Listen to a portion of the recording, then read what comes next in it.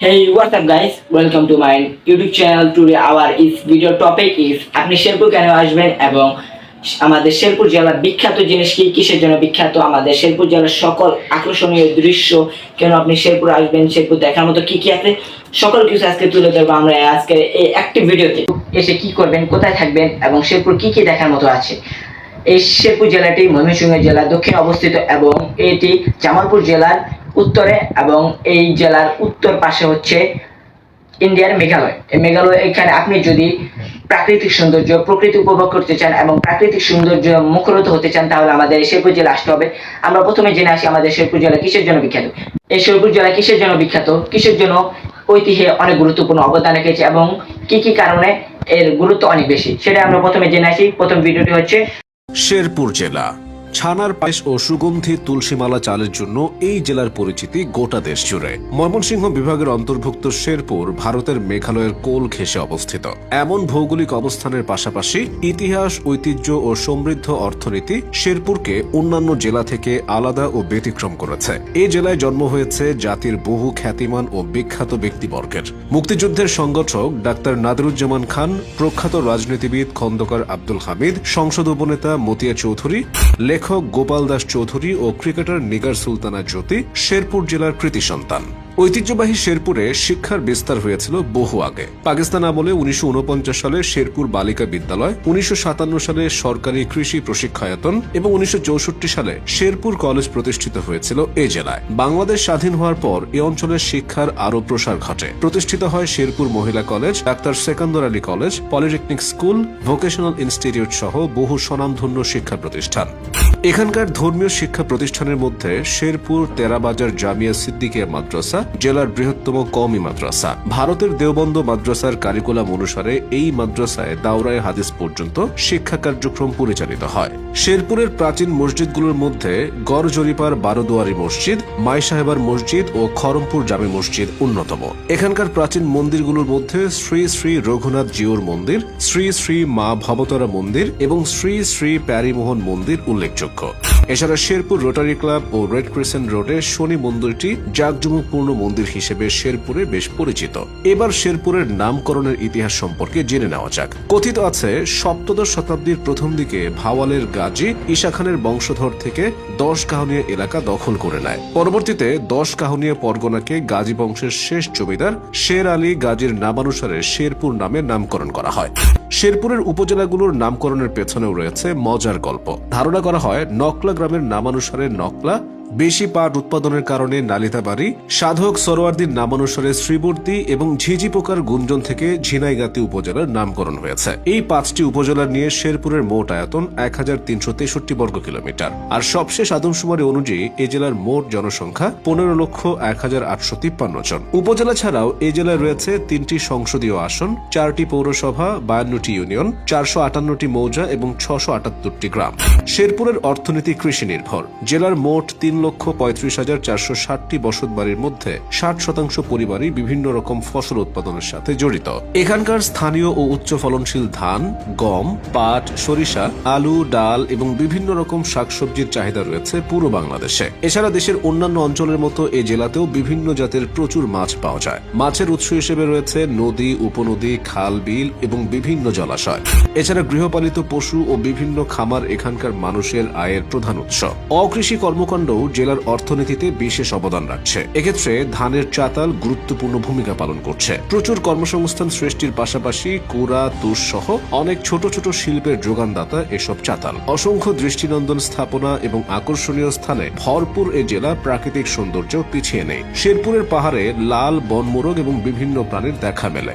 এখানকার দর্শনীয় স্থানগুলোর মধ্যে গজনী অবকাশ, মধুটিলা ইকো পার্ক, নেওয়াবাড়ি টিলা, শের আলী গাজীর মাজার, জরিপ শাহের মাজার, বারোদুয়ারি মসজিদ এবং শ্রীবর্দীর বিখ্যাত রাবার ড্যাম উল্লেখযোগ্য। এসব জায়গায় দেশের বিভিন্ন প্রান্তের পর্যটকরা ঘুরতে আসেন। এভাবে সীমান্তবর্তী শেরপুর জেলা প্রতিটি খাতে গুরুত্বপূর্ণ অবদান রেখে চলেছে। আমাদের এই শেরপুর জেলা অনেক ধরনের দর্শনীয় স্থান রয়েছে, যার মধ্যে মায়াবী লেক, নাকুগাঁও, গজনী অবকাশ, মধুটিলা, পানিহাতা, শেরপুর স্টেডিয়াম, শেরপুরের বিভিন্ন ধরনের পার্ক, মাইসারা মসজিদ, মডেল মসজিদ, শেরপুর স্টেডিয়াম, শেরপুরের বিভিন্ন ধরনের পার্ক, বারোদুয়ারি মসজিদ, পানিহাতা, শেরপুরের সবচেয়ে বিখ্যাত ছানার পায়েস, এবার আমরা একটা শেরপুর জেলা একটা শর্ট একটা ভিডিও সুন্দর মতো এটা দেখে আসি। এটার ভিতরে শেরপুর জেলার বিভিন্ন ধরনের আকর্ষণীয় স্থান রয়েছে।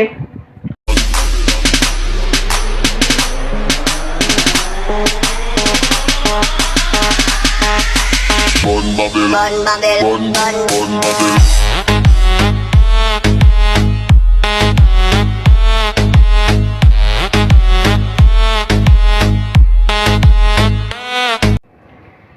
আমাদের এই শেরপুর জেলায় অনেক দর্শনীয় স্থান রয়েছে। এর মধ্যে আমরা প্রথম, যেহেতু আমরা মুসলিম, তার জন্য আমরা মুসলিমদের আল্লাহর ঘর থেকে শুরু করি। আমাদের এখানে রয়েছে অনেক ধরনের মসজিদ, সৌন্দর্য, বিভিন্ন ধরনের ঐতিহাসিক মসজিদ রয়েছে। ঐতিহাসিক মসজিদ এর মধ্যে রয়েছে সবচেয়ে ঐতিহাসিক গুরুত্বপূর্ণ অবদান রাখা বারোদারো মসজিদ। এই বারোদারো মসজিদটা শেরপুর জেলা থেকে, শেরপুর শহর থেকে কয়েক কিলোমিটার দূরে এর অবস্থান হচ্ছে কালীবাড়ি নামক এক জায়গায়। এটি একটি অনেক সুন্দর একটি মসজিদ এবং ঐতিহাসিক একটি মসজিদ। এটি অনেক পুরনো একটি মসজিদ। এর সাথে রয়েছে শেরপুর জেলার সবচেয়ে আকর্ষণীয় মসজিদ মাইশারা মসজিদ। এই মসজিদটি মোস্টলি আমার অনেক পছন্দের একটা জায়গা। আমি যেতে চাই, কিন্তু আমি যাওয়ার কখনো সুযোগ পাইনি। মসজিদটি অনেক সুন্দর। এই মসজিদের আশপাশের জায়গা, মসজিদ স্ট্রাকচার দেখলে আপনার অনেক পছন্দ হবে।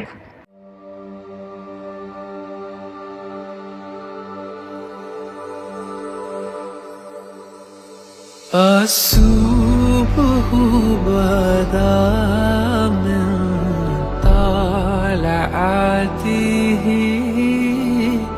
والليل دجى من وفراته है नूर सहर चेहरे से तेरे और शब की रौनक जुल्फों से अल्लाह अल्लाह अल्लाह अल्लाह अल्लाह अल्लाह अल्लाह अल्लाह।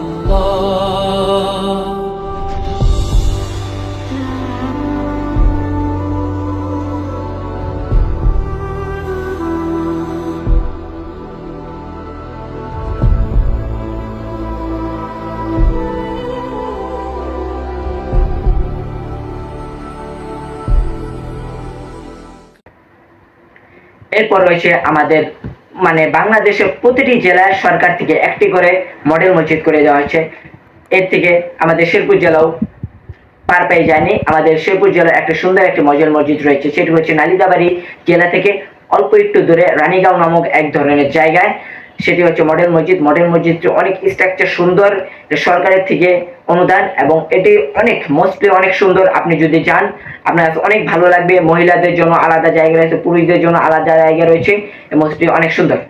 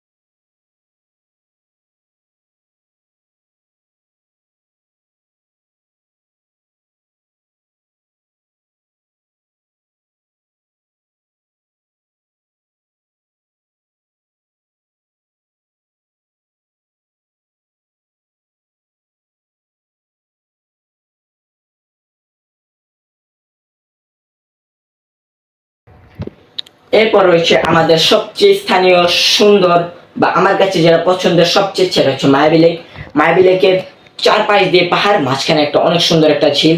এই ঝিল আমার যেতে অনেক ইচ্ছা হয়, কিন্তু ঝিলটা অনেক দূরে হয়, আমি যেতে পারি না, কারণ আমার ফ্যামিলি থেকে আমাকে একা যেতে যায় না।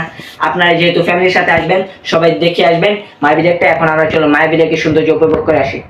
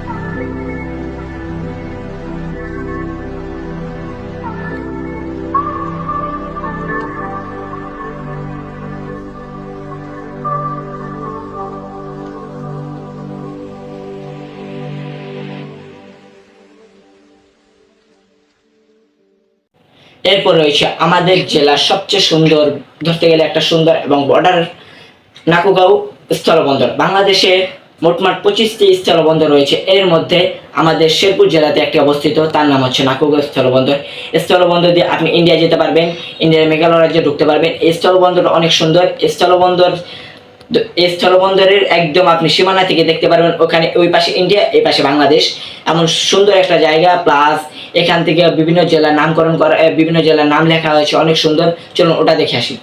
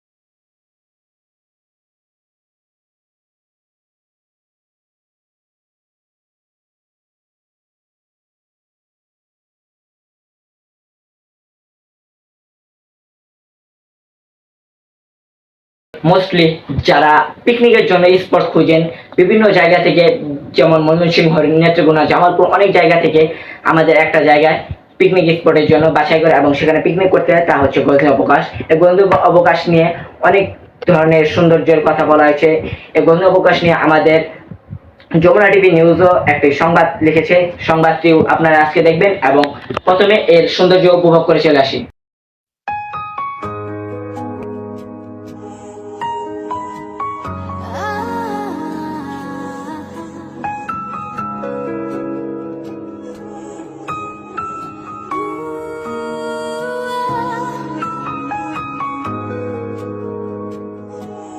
আমায় দেখো না, ফেরানো যাবে না, ফেরারি পাখিরা উলায় ফেরে না। আমায় দেখো না, ফেরানো যাবে না, ফেরারি পাখিরা উলায় ফেরে না।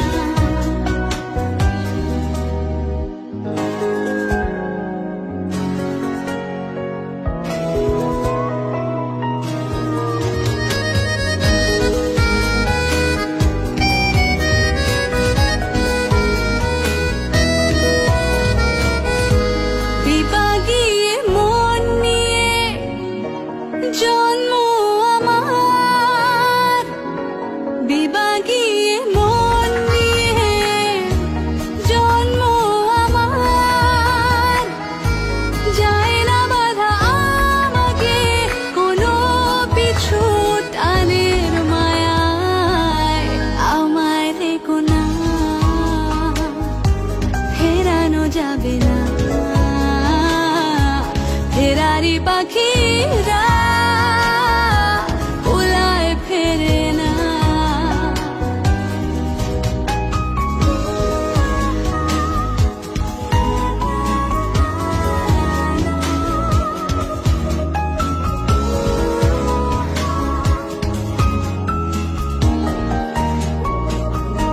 শেষ হোক এই খেলা এবারের মতো,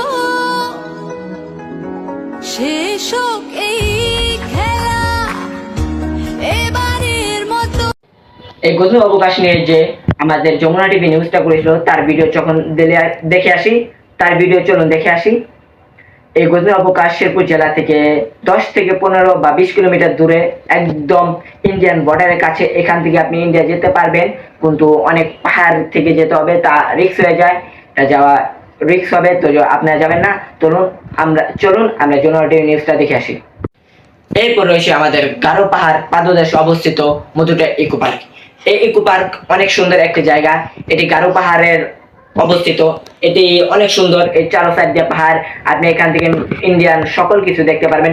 আমাদের অবভিয়াসলি আমরা বর্ডারের কাছে একটা জেলা হয়, আমাদের সবসময় বর্ডারের আশপাশে হয় এবং পাহাড়ি অঞ্চল অনেক আমাদের এখানে।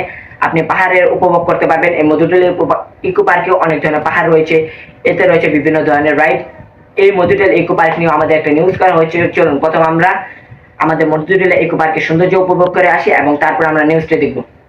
প্রাকৃতিক সৌন্দর্য উপভোগের অন্যতম জায়গা শেরপুরের গজনী অবকাশ কেন্দ্র, যা দেখতে প্রতি বছরই ভিড় জমান হাজারো পর্যটক। দর্শনার্থীদের আকর্ষণ বাড়াতে চলতি মৌসুমে নতুন নতুন রাইড সহ নির্মাণ করা হয়েছে নানা স্থাপনা। সেই সাথে পর্যটকদের জন্য সব ধরনের সুযোগ সুবিধা নিশ্চিত করার কথা জানিয়েছে প্রশাসন। গারো পাহাড়ের পাদদেশে প্রাকৃতিক সৌন্দর্যে ভরা মধুটিলার গজনী অবকাশ কেন্দ্র। শহরের কোলাহল থেকে নিস্তার পেতে এখানকার নিরিবিলি অবসর অনেকেরই পছন্দ।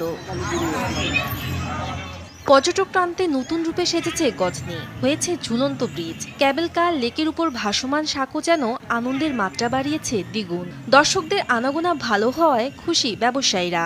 পর্যটক যারা আছে এরা সবাই মোটামুটি এই নতুন প্রতিষ্ঠানগুলোর প্রতি আকর্ষিত হচ্ছে। মোটামুটি লোকজন আসা শুরু করছে, টুরিস্টরা, আর ইনশাল্লাহ বেচা কিনাও ভালো। বছর জুড়েই পর্যটকদের আনাগোনা লেগে থাকে বনপাহাড়ের এই গজনীতে। সামাজিক ও ধর্মীয় উৎসবের ছুটিতে ভিড় বাড়ে দ্বিগুণ। আমরা জামালপুর থেকে এই শেরপুর ডিস্ট্রিক্টে আসছি রিফ্রেশমেন্টের জন্য। এখানে অনেক সুন্দর সুন্দর নতুন নতুন ফ্যাসিলিটিস আরও সংযোজন হয়েছে। পরিবার পরিজন নিয়ে এখানে আসার জন্য খুবই ভালো একটা জায়গা, অত্যন্ত সুন্দর একটা জায়গা এবং মনোরম পরিবেশ। এখানে সবচেয়ে চমৎকার বিষয় হচ্ছে নিরাপত্তা ব্যবস্থা। পরিবেশটা অনেক সুন্দর, আগে চাইতে ভালো করছে। এখানে লেক আছে, ঝুলন্ত সিঁড়ি আছে। জেলা প্রশাসক জানিয়েছে গজনীকে আরও আকর্ষণীয় করতে নেওয়া হয়েছে বিভিন্ন উদ্যোগ। পর্যটকদের নিরাপত্তার বিষয়টিও গুরুত্ব দেওয়া হচ্ছে। বিভিন্ন ধরনের পদক্ষেপ গ্রহণ করেছি। ইতিমধ্যে সেখানে একটি ফুড কোর্ট স্থাপন করা হয়েছে। এছাড়াও বাচ্চাদের জন্য নতুন নতুন রাইড স্থাপন করা হয়েছে। এখানে যে পর্যটকরা যারা আসেন তাদের থাকার জন্য আমরা একটি মোটেল নির্মাণের জন্য উদ্যোগ নিয়েছি। চলতি অর্থ বছরে গজনী অবকাশ কেন্দ্র থেকে রাজস্ব আদায় হয়েছে প্রায় 1.5 কোটি টাকা। সিয়াম বিনতে মাহফুজ, যমুনা নিউজ। এরপর রয়েছে আমাদের গ্রামে একটা সুন্দর একটা নদী, যে নদীটি আমাদের দেশকে দুই ভাগ করেছে। সেটি হচ্ছে, সেই নদীটির স্থানের নাম হচ্ছে পানিহাতা। এটি একটা ব্রিজ, অবভিয়াসলি এটা নদীর ওপর দিয়ে হচ্ছে। এই নদীর ওই পাশে ইন্ডিয়া এবং এই পাশে বাংলাদেশ। এই নদীটি অনেক সুন্দর। এই নদীর এখানে একটি আমেরিকান একটা লোক একটা শিক্ষা প্রতিষ্ঠান গড়ে তুলেছে। শিক্ষা প্রতিষ্ঠানে বিভিন্ন ধরনের অনাথদেরকে শিক্ষা দেওয়া হয় এবং দেখাশোনা করা হয়। এই পানিহাতার সৌন্দর্য অনেক। চলুন আমরা এই পানিহাতার সৌন্দর্য উপভোগ করে আসি।